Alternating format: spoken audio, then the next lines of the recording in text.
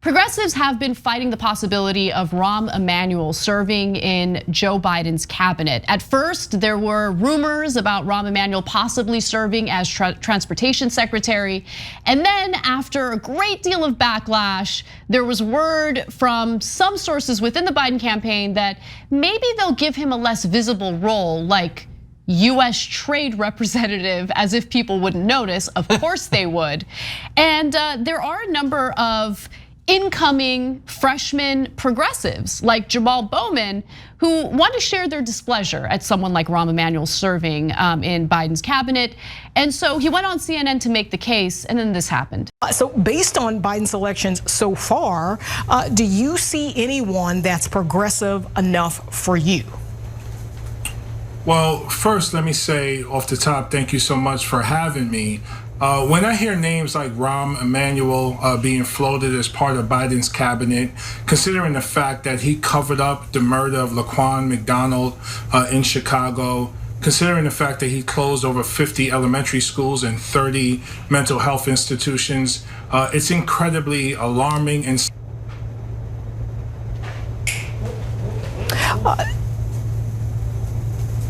So we lost the Congressman-elect there. Sorry about that. So of course that's led to a lot of speculation about CNN kicking him off the air because of some of the harsh criticism and I think justified criticism that Bowman had for Rahm Emanuel. I think what's telling is that they never had him back on to finish his point. So there could have been technical issues. I have no confirmation about what CNN's intentions are. What I do know is that the right thing to do is to have him back on, and they haven't. And I think that's an issue because what Jamaal Bowman was expressing there is incredibly important for people to know. Especially because I get the sense among some moderate Democrats that progressives are being unreasonable in their disdain for Rahm Emanuel, but there are very good reasons for why progressives do not want him associated with the Biden campaign. And I'll go over those reasons again for you guys, but John, why don't you jump in? Yeah, when she starts to go over them, could you cut her video feed, please?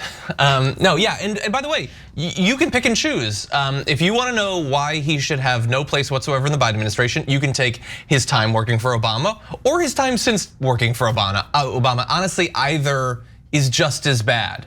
What he did when he was relatively independent, the cover up that Jamaal Bowman was trying to talk about there, yeah, that by itself, no. How at any point, especially in 2020, considering all of what's going on around the country and how much work Joe Biden needs to do to reassure people that he gets the message that America has been sending, how could you put him above anyone else? I think he might literally be one of the worst possible inclusions that Biden would consider for that reason alone, let alone his political strategy under Obama was absolutely abhorrent. John, I want to actually immediately go to the details of what Jamaal Bowman wanted to share in that segment.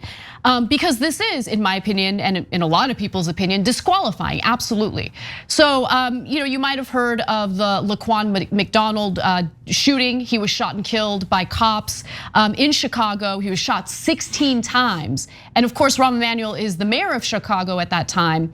And although Laquan McDonald was shot in 2014, we didn't get to see the footage of that shooting until well over a year later. And that timing was very coincidentally convenient for Rahm Emanuel since he was running again for mayor of Chicago. So at the center of liberals' distrust and dislike of Emanuel, by the way, liberals don't seem to have a distrust and dislike. I'm specifically talking about progressives here, leftists. They're the ones who have a dislike toward Emanuel. So Chris Cillizza should get that right. But anyway, in which an African-American teenager was shot 16 times by a white police officer in 2014. The video of the shooting was not released for more than a year, and its release came on the same day the officer involved was charged with murder. Now, later he did get convicted. It was actually one of these shocking cases of a cop who shot and killed a teenager, black teenager, and then had to suffer some consequences. He stood trial. He wasn't convicted of murder. It was a lesser charge, but it was a serious charge, I believe homicide. And so what happened was the video didn't get released until after, like right after Rahm Emanuel got reelected.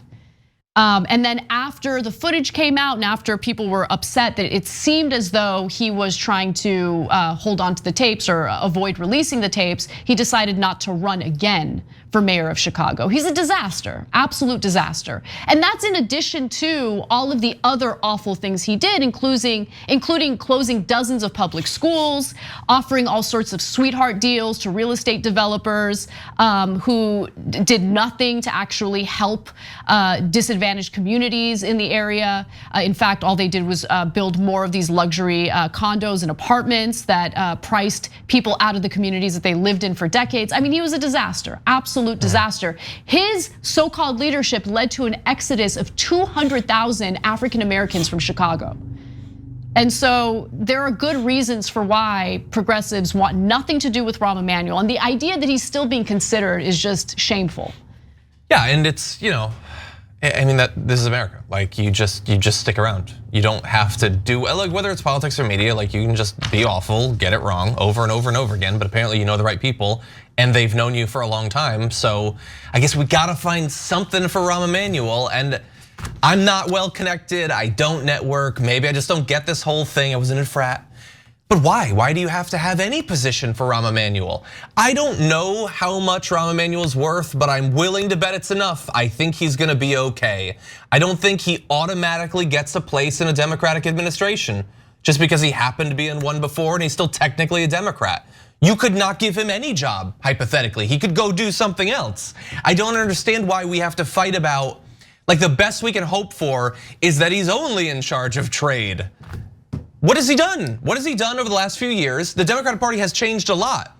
Lots of awesome new talented people are working their way up. What has he done during that time to aid them? Independently, what has he done? Why do you just get to slide by? Why do you not have to actually produce anything for the Democratic Party just because they happen to know your name from before? The whole thing, this is the sort of thing that makes people hate politics and makes them distrust politicians. No American, regular American, working class American is calling for Rahm Emanuel to have any place in this administration. Yeah, I totally agree with you, and I want to make sure I give you guys all of the correct facts. So Jason Van Dyke was the white cop who shot and killed Laquan McDonald, who was only 17 at the time. He was facing murder charges and was ultimately convicted of second-degree murder. So I wanted to make sure that you guys knew what he was actually convicted of, and the fact that Rahm Emanuel decided to hold onto those tapes, refused to release them publicly until he was reelected as mayor, I think is telling, certainly telling. And he, even without that horrific story and those horrific actions he took in regard to what happened to Laquan McDonald, all of the other actions he took while serving in Obama's administration, how much disdain he showed for progressives, and then everything else he did in Chicago with shutting down public schools and creating all these sweetheart deals and opportunities for real estate developers. He's unqualified. We need to get that kind of rot out of government. Okay, and I'm sure he'll do fine as a contributor on CNN or wherever, is it CNN or MSNBC? I forget. He's on one of them, like constantly, so he'll be all right. Thanks for watching The Young Turks, really appreciate it. Another way to show support is through YouTube memberships. You'll get to interact with us more. There's live chat emojis, badges.